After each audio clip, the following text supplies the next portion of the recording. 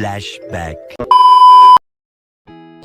ছবি দেখে নিশ্চয়ই বুঝেই গেছো ঠাকুর দেখতে বেরিয়েছি। গাড়িতে করে বেরিয়েছিলাম, যেহেতু বিকেল 4টের পর নো এন্ট্রি হয়ে যাবে, তখন আর গাড়ি নিয়ে ঢুকতে পারবো না। প্রথমে এই সবসীমা মাকে দিয়ে ঠাকুর দেখা শুরু করেছিলাম। এরপরও আরও অনেক ঠাকুর দেখেছি, বড় শ্যামা, মেজো শ্যামা, ছোটো শ্যামা, আরও অনেক ঠাকুরই দেখেছি, যেগুলো সব কিছুই এই ভিডিওতে আনা সম্ভব নয়। সত্যি বলতে নবদ্বীপে অসংখ্য ঠাকুর হয়, সমস্ত ছবি এবং ভিডিও এখানে একটি ভিডিওতে দেখানো সম্ভব। কিছু কিছু ঠাকুর এতটাই বড় যে আমি ভিডিও ক্লিপ করার পরে দেখতে পাচ্ছি যে তার মুখই আসে। যে ঠাকুরটাকে দেখতে পেলে ভদ্রকালী মাতা, এই মাকে 56রও বেশি ভোগ দেওয়া হয়, মানে 3টে ভাগে মাকে প্রসাদ দেওয়া হয়। এছাড়াও এখানে পুজো শেষ হয়ে যাওয়ার পর ধুনো পোড়ানোও হয়। যেহেতু ধুনো পোড়ানোটা অনেক দেরি করে হয়, আমরা ততক্ষণ থাকিনি, তাই সেটা ভিডিও নিতে পারিনি।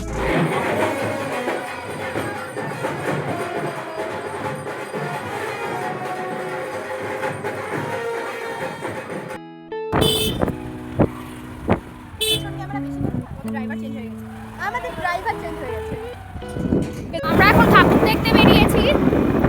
এই যে কে চালাচ্ছে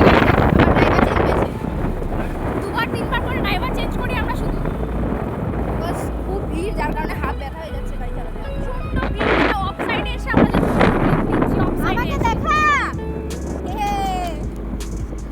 জানি না আজকে মেরেও দিতে পারি। বিশাল বিশাল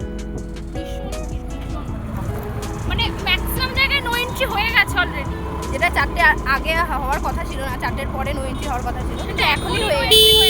এত ভিড় নবদ্বীপে। এটা ছিল আমাদের স্টেশন রোডের রাস্তাটা এতটাই ভিড় ছিল, বেলা এখন 12টা বাজে, তাতেই এতটা পরিমাণে ভিড় যে আমরা বাড়ি ফিরতে বাধ্য হলাম, কারণ সব জায়গায় নো এন্ট্রি দিয়ে দিয়েছে।